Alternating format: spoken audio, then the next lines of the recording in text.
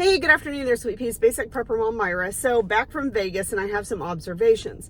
So my daughter and I went to the same convention last year, same time and all that stuff. And last year, we were able to go to a couple of restaurants that we took my husband to this year because he didn't go last year.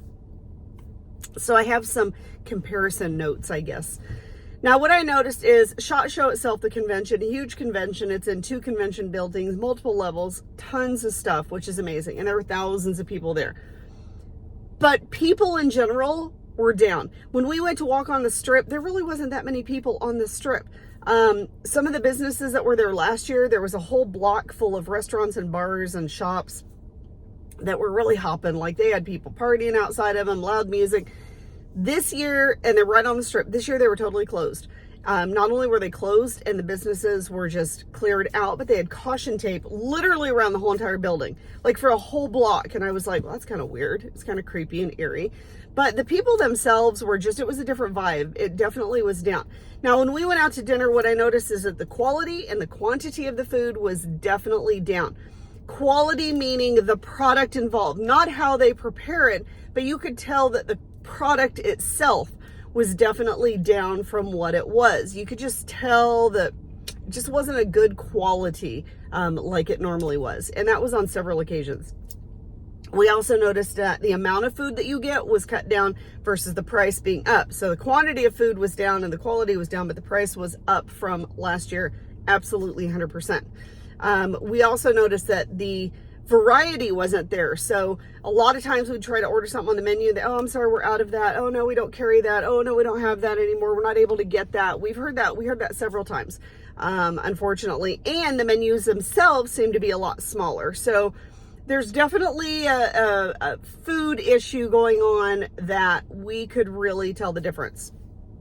Although we did get some amazing gelato, just saying, amazing gelato, which I probably shouldn't eat, but it was amazing and I had lots of it. So anyway, so a couple of the things that were in the SHOT Show is they did have a couple of preparedness type people there. So they had Weston there, I think it was Weston, who makes vacuum sealers and meat grinders and stuff. So they were there, got to talk to them for a couple minutes. Harvest Right was actually also there. Harvest Right makes freeze dryers. Now I'm very fortunate enough to have a freeze dryer. I've only done about 7 or 8 cycles through it, so I'm not a pro by any means, but wish I would be able to do more, but just time and effort and where it is and temperature, and it's just kind of, not really great timing for me. But one of the jars of food that he had there were eggs, where they freeze-dried eggs. And I kind of steered away from freeze-dried eggs because you're just very limited. You reconstitute them with a little bit of water.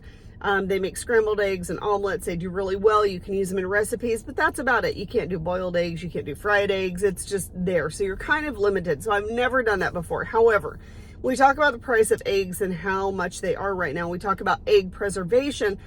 That's one of the things that we need to look at. Now, I did water glassing with eggs a couple of years ago, and it did not go so well. I ended up with what I did not realize, but I ended up with a couple of cracked eggs inside the container, and I'd put a lot of eggs in there.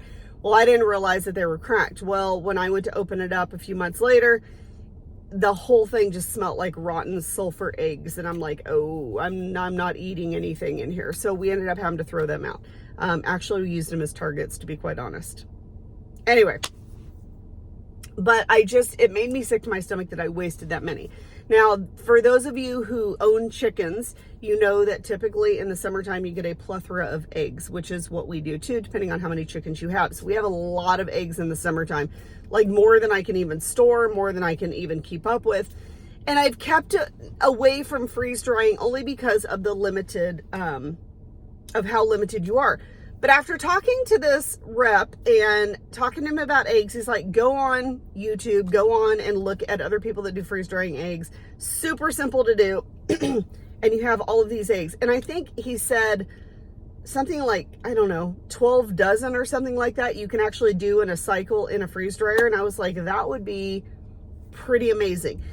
And like I said, the versatility of it, or the lack of versatility, is what made me always steer away from it. But I thought, when you're talking about a survival type situation, or we're talking about just needing protein, this is an amazing thing to do. You've got huge, long shelf life, and you can use it in recipes. You can, do omelets, you can scramble it. It's fine. When you're talking about a protein source that is lasting a long time on the shelf or has a long shelf life, I think freeze-dried eggs are definitely the way to go. And if you have a lot of eggs, this would be the best way to store them away. So I think I'm going to do that. I do have some chicks that are coming in. I've heard that, egg prices are continuing to go up, and layer hens are going to be extremely expensive to get hold of, as everyone can't afford eggs. So they're going to go to buying chickens. Now, the other thing to look into is feed. If you are buying chickens, good for you. I understand wanting the eggs, but you also have to realize that feed is going to be in short supply. You can't just feed them just their chicken feed and think that they're going to be okay on that, because if that feed runs out, what are you going to do? So you need to look at other alternative sources to feed those chickens. They need to be free ranging. They need to be eating table scraps more. They need to be, there's other things. You could buy a ton of rice, cook some rice up, feed them rice with table scraps. There should be enough to kind of scrounge outside depending on where you live. Look at alternatives to feeding chickens other than going to the feed store and getting chicken feed to feed them. Because when eggs start going up, and egg prices and chicken prices, feed prices are still also going to continue to skyrocket as well. So continue to look at your sources on that.